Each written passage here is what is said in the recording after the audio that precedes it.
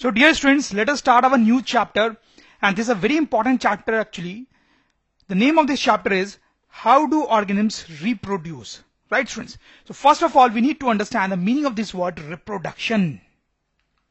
So students, look at this family photograph. You can see two beautiful kids here students, just like you, two beautiful kids students. Now students, who has given birth to these kids? Obviously students, their parents, their mummy and their papa, as is the case with you. So students, look at this. She is the mother and he is the father, right students? So these two have given birth to these two kids, right? Now who has given birth to these two individuals? So students, they will also have their own parents and they have given birth to these two people. For example, look at this old person students and this old lady here. Maybe these two are actually parents of this person, right? So these two people have actually given birth to this person, right? And similarly, there will be mummy and papa of this lady, right? So this process is actually reproduction, students. Process of producing children is reproduction. Process of producing children is reproduction. And students, as you can understand easily, that this process is not unique to human beings. This is done even by animals. See students, this is a baby elephant students. It is a child which has been produced by these two big elephants, right students? Similarly, you can see here baby dogs, puppies, and these are their parents students, right?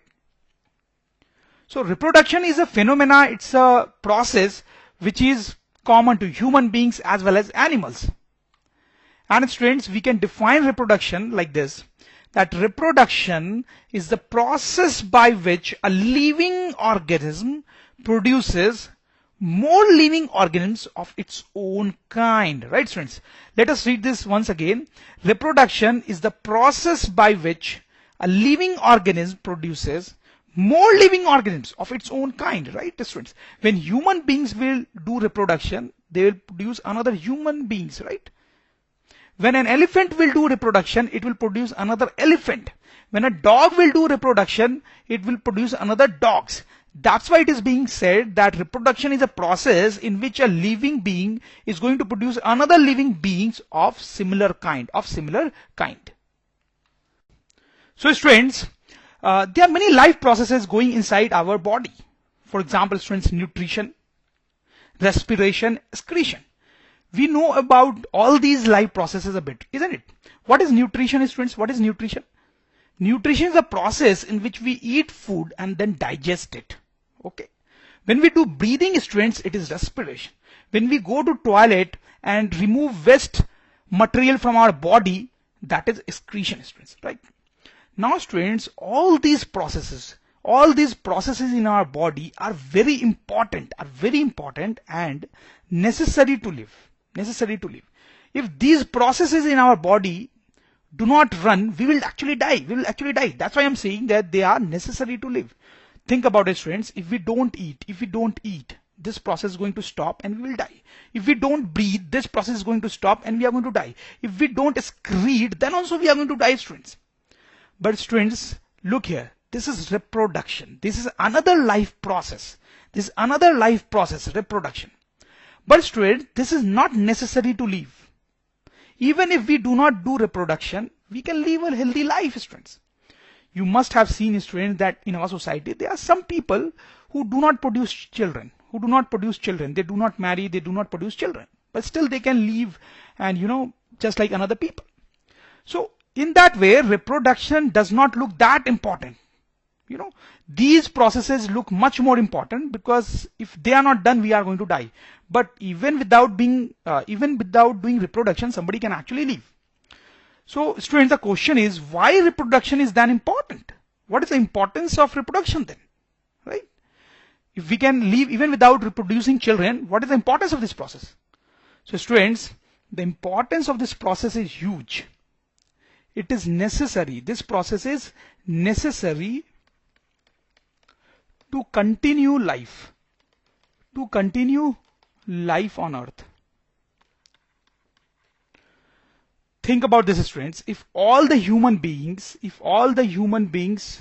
on earth today decide that they are not going to reproduce, they are not going to reproduce anymore, all the human beings decide that they are not going to reproduce anymore, so what will happen, students? These all people will live peacefully, there is no problem. But once all of them die, what will happen? There will be no human on this earth. There will be no human on this earth, right, friends? Now similarly, if all the animals, all the birds, everybody decide that they are not going to reproduce, then what is going to happen? Once they all die, there will be no life on this earth. There will be no life on this earth, students. That is why, students, reproduction is important. It is necessary to continue life on earth. Now, students, this process of reproduction, basically the process of producing children, can be of two types: asexual and sexual. Asexual reproduction and sexual reproduction. Students, look carefully at the spelling of these two, right? You should not do mistakes in spelling in the exams, okay? So here we want to understand what is the meaning of asexual reproduction and what is the meaning of sexual reproduction, okay? And what are the differences between them? Okay, students, so let us start our discussion from you only, students, from you only. Now, students, you have a mom and you have a dad. So basically you have two parents, right, students? You have two parents, right? So, students, that is a special thing about sexual reproduction. In sexual reproduction, there are two parents who actually form an offspring, okay? But students, in case of asexual reproduction, there is a single parent which produces offspring. That is a basic difference. That if there are two parents who form offspring together, then it is called sexual reproduction. And if there is a single parent which is able to produce an offspring, it is called asexual reproduction, students. Okay. So you can clearly understand, students, that in human beings, sexual reproduction is done. In fact, sexual reproduction is done in case of many other organisms, students. Let me give you examples, students. Obviously humans, as I told you, dogs, elephants, birds, most of the plants, these all follow sexual reproduction. Okay, students. Not only these animals and birds, students, but if you talk about any big animal like cat, like lion, like tiger, like zebra, okay, any big animal you name, students, it will be using sexual reproduction, students. In their case, there will be two parents who will together form a offspring, students. You understand? Birds are also in this category, and most of the plants are also in this category, students. Okay. Now, which are the organisms which will use asexual reproduction? So, students, the examples are simple and small organisms like microorganisms. So, students, you understand what are microorganisms? For example, bacteria, right? So, very simple and small type of organisms actually use asexual reproduction, and also some simple small plants use asexual reproduction, students. Students, the concept is that this asexual reproduction is actually a simple type of reproduction. It's a simple type of reproduction, so it is actually used by simple organisms. But this sexual reproduction is actually a complicated type of reproduction, so it is actually used by large animals and plants, right? So students, I'm sure you have understood that what is the basic difference between these two. In sexual reproduction, there are two parents, and in asexual reproduction, there is a single parent. So students, first we will focus on studying asexual reproduction. As I told you, it is simple. But students, this asexual reproduction is also of many different types, students, as you can see the long list here. Asexual reproduction is also many types: binary fission, multiple fission, fragmentation, budding, spore formation, regeneration, vegetative propagation, right, students? So this asexual reproduction is also many types. So one by one, students, we are going to study about all of them. So first of all, we'll study about binary fission. So students, now time to study about binary fission.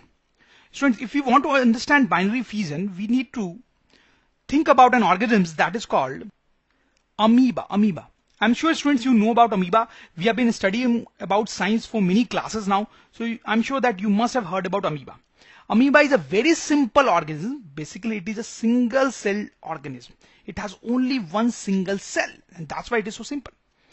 At its center, we have a nucleus, and the nucleus is surrounded by cytoplasm, students.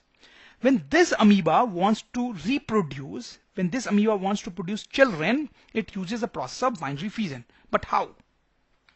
So let's see how. Students, see, this is a photograph of a fully grown amoeba, students. Okay, you can see there's a nucleus surrounded by cytoplasm. Now this amoeba wants to reproduce. So what will happen?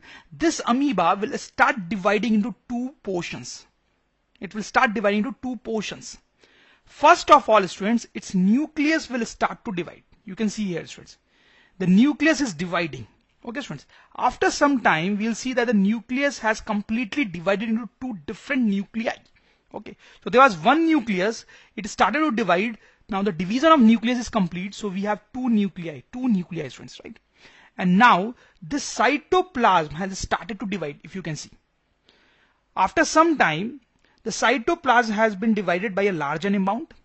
Okay, and after some more time, students, cytoplasm has divided further. Okay, and after some time, this portion and this portion will be completely separated. Now, students, see what has happened. This is one amoeba, this is another amoeba, right, students? This is one amoeba, this is another amoeba, right? So reproduction has been done. Initially, there was only one amoeba. Now there are two amoeba, students. There are two amoeba, right? So initially there was only one amoeba. Now there are two amoeba. So reproduction has been done. Now these two amoeba are called daughter amoeba. You might be thinking why they are not called son amoeba. That I don't know, students, but they are called daughter amoeba. So students, this process of division of an organism into two new organisms is called binary fission. See, students, binary word basically means two and fission basically means to divide, right, students? Right. So as the name itself suggests, in this process there will be an organism and it will divide into two new organisms, and this process will be called binary fission, students. So students, we can actually write down here what happened in the case of amoeba. A fully grown amoeba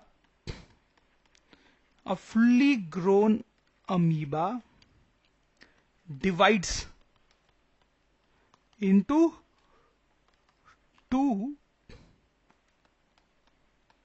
daughter amoeba. Okay, students. Firstly, nucleus is divided. And then cytoplasm, Okay, and then we can write the definition of binary fission. So we can write down binary fission is a process of reproduction.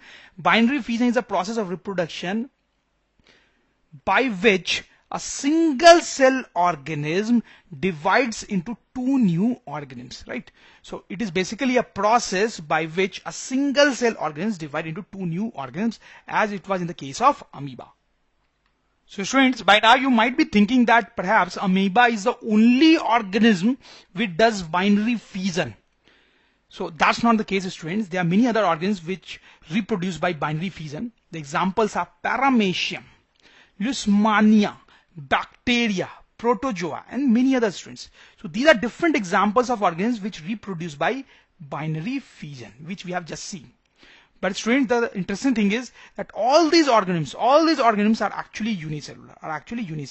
So this is an important point, students, that binary fission is done only by unicellular organisms. Binary fission is done by only unicellular organisms, students. Okay. And you should remember some of these examples like amoeba, Paramecium, Leishmania, bacteria, protozoa. In exams, you will be asked that what is binary fission? Give example of organisms who do binary fission. So you will say amoeba, Paramecium, Leishmania, bacteria, protozoa, etc. And they are all unicellular. Okay, students. Now let us specifically talk about these two organisms, amoeba and Leishmania. Now, students, Leishmania is actually a very famous unicellular organism. It causes a disease that is called Kala Azar or Black Azar. So students, these are photographs of these two organisms. You can see Leishmania looks like this, right? And amoeba looks like this.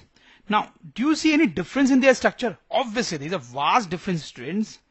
This amoeba is basically having no defined structure. Amoeba has no defined structure. You might have studied this even in lower classes, that amoeba has no defined shape. It can change its shape, right? You can clearly see here there is no defined shape of amoeba. But when it's come to Leishmania, it has a very much organized shape, right? It's a very well structured organism. Okay. Now see, when amoeba divides by binary fission, it can actually divide in many manners. It can actually divide in many ways actually. It may divide like this along this line, it may divide along this line, it may divide along this line, it may divide along this line, it may divide along this line. Because it has no structure, it can actually divide along any line. It can divide in any manner. But students, that's not the case with Leishmania. A Leishmania cannot divide like this. No, it cannot divide like this, it cannot divide like this, it cannot divide like this. Whenever Leishmania will divide by binary fission, it will actually divide along this line, students. It will actually divide along this line. So for amoeba we can write can divide along any line. Can divide along any line, students. And for Leishmania we can write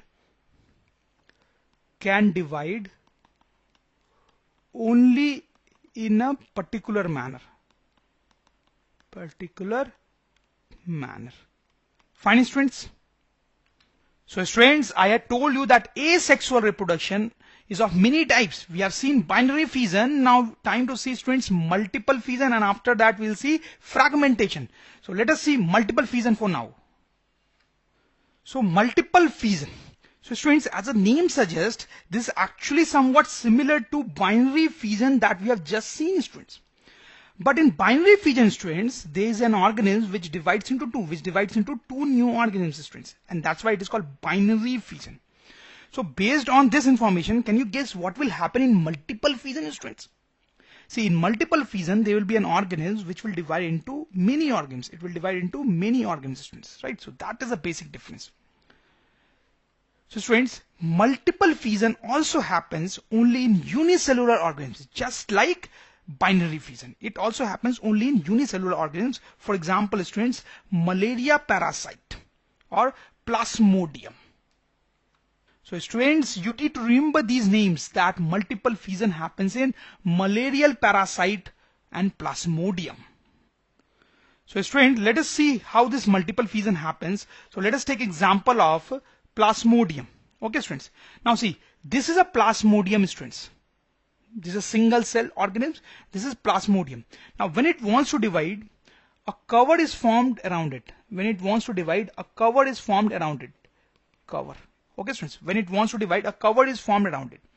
Then this Plasmodium actually divides into many more Plasmodiums. Then this cover ruptures. And all these Plasmodiums come out of it, right?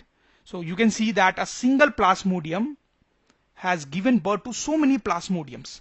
So this is an example of multiple fission, students. So you can see it's a very simple process actually. So now students will see fragmentation. So basically students, fragmentation happens only in multicellular organisms which have very simple structure. Okay, students. Fragmentation does not happen in unicellular organisms. It will happen only in multicellular organisms, but such multicellular organisms which have very simple structure. Let me give you some examples, students. Spirogyra. This is one example which reproduces by fragmentation, students. This is photograph of Spirogyra. This is basically a very simple type of plant which is found in water. Okay. Another example can be, students, sea anemone. It is like this. It looks like this. It is very small in size. It is also a very simple type of animal which is found in water. Right, students? So you should learn these two, Spirogyra and sea anemone. These are two examples of organisms who reproduce by fragmentation, students. Now how fragmentation happens, let's see. So we'll take example of Spirogyra. So students, it's very simple actually. This Spirogyra will actually divide into these two portions, these two parts. Okay. Now this part will grow into a full-fledged Spirogyra, and this part will also grow into a full-fledged Spirogyra in some time. So that is fragmentation. As the name suggests, what is happening here is that this organism is simply dividing into two portions. Now this portion will grow and form one Spirogyra. This portion will also grow and form a Spirogyra. So students, we can write down what is happening here, that the organism divides into two parts. Then each part grows into two separate organisms, right? So that is what is happening in fragmentation. Now here students, you might be a little bit confused and you might think that this is actually similar to binary fission, right? Are you thinking like this? Are you thinking like this, that this fragmentation is, same as binary fission? See, they are similar, but not exactly same. See, I'll tell you what is the difference. In binary fission, for example, let's take a case of amoeba. This amoeba will divide into two different parts. But once the division is complete, this amoeba is a full-fledged amoeba and this amoeba is also a full-fledged amoeba, right? In binary fission, this amoeba divides into two organisms, and after division, these two organisms are complete organisms. But in fragmentation, students, in fragmentation, what is happening? This Spirogyra is divided into two parts. But this is not a complete Spirogyra right now. It will grow. It will grow and become a complete Spirogyra. This will also grow and then become a complete Spirogyra. That is the difference. You understand the point? And obviously there is one more difference, that binary fission happens only in unicellular organisms and fragmentation happens only in simple type of multicellular organisms, students. So students, now let us study about budding. Budding is actually a very important type of asexual reproduction, students. Okay. Now budding happens only in simple multicellular organisms. Budding happens only in simple multicellular organisms like Hydra and yeast. Students, you must remember these two names. These are very famous organisms and they reproduce by budding, students. So students, this is Hydra and this is yeast. One by one we'll talk about both of them. So let us talk about Hydra first. So this is a fully grown Hydra, students. At one end, it has hair-like structures, which are called tentacles. Students, you must remember this name very carefully, right? That Hydra looks like this. At one end, it has hair-like structures, which are called tentacles. Now, when this Hydra wants to reproduce,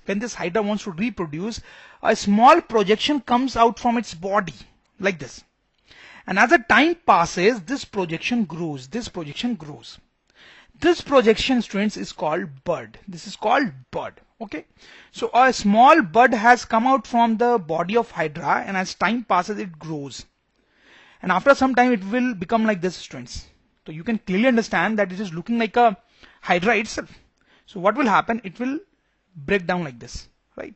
So this will be one Hydra and this will be another Hydra. So the reproduction process has occurred. So initially we had only one Hydra, now we have two Hydra, students. You understand what is happening here, right? A similar process happens in yeast. So this is an yeast, student. This is an yeast. A bird will come out of it like this. And as the time will pass, this bird will grow, students. Now when it has grown into a big size, it will separate. So a new yeast has been produced. So this is reproduction by budding, students. So students, we can write about budding, that in budding, a bird grows from body of organism and grows. Once it has sufficiently grown, it separates from the parent and a new organism is formed, students. This is exactly what we have seen in these two cases. So students, now we are going to see the next type of asexual reproduction, that is regeneration. So students, regeneration happens in simple multicellular organisms like Planaria and Hydra. Right, students? So regeneration happens in simple multicellular organisms like Planaria and Hydra. Let's see how it happens, students. So this is a Planaria, students. Like this is Planaria, right, students? Now suppose this Planaria undergoes some accident, students. Some accident happens with this Planaria, due to which it is actually divided into three different portions like this. Now students, what happens, that this Planaria will not die. It will not die. This portion will grow into a full-fledged Planaria. This portion will also grow into a full-fledged Planaria, and this portion will also grow into a full-fledged Planaria. So students, this process is called regeneration. Regeneration. Read the name carefully, you will get an idea. Regeneration. So that is what is happening here. If by an accident planaria is cut into different parts, all these parts will grow in new planaria, right students? So that is regeneration. Similar thing happens with hydra as well, students. See, this is an hydra, students. Say by an accident it is divided into two parts. So it is divided into two parts. Now this part, students, will grow into a full-fledged hydra. This part will also grow into a full-fledged hydra, and then they will even become bigger, right students? So that is regeneration. You understand? It's a very simple process, students. But students, if you really pay attention, this is not really a process of reproduction. This is not really a process of reproduction. This regeneration, which I just described you, is not really a process of reproduction. Now why am I saying this, students? Now students, think carefully. This hydra here has formed two new hydras, right students? Two new hydras. But this process is going to happen only if an accident happens with this hydra, isn't it? Only if this hydra undergoes an accident, it will form these two new hydras, right? But what if no accident happens in the entire life of this hydra? It is possible, right? If in the entire life of hydra it undergoes no accident, then what is going to happen? It is not going to produce these two hydras like this, right students? So actually students, for hydra, the main process for reproduction is budding, which we have just studied, students, right? So this hydra will mainly reproduce by budding, But sometimes, once in a while, if any hydra undergoes any accident like this, it can make new hydras. Okay. So if you really see, the real way of reproduction for hydra is budding. But only sometimes if it undergoes any accident, this will happen, students. Same is the case with planaria. Okay. Only if it undergoes any accident, this all is going to happen, right? So this is not the true process of reproduction. For planaria also, there will be some another process of reproduction which will be mainly followed. But only sometimes when there will be an accident with it, all this is going to happen. You understand my point, friends? Okay. So anyways, you have understood what is regeneration. You know the examples like planaria and hydra.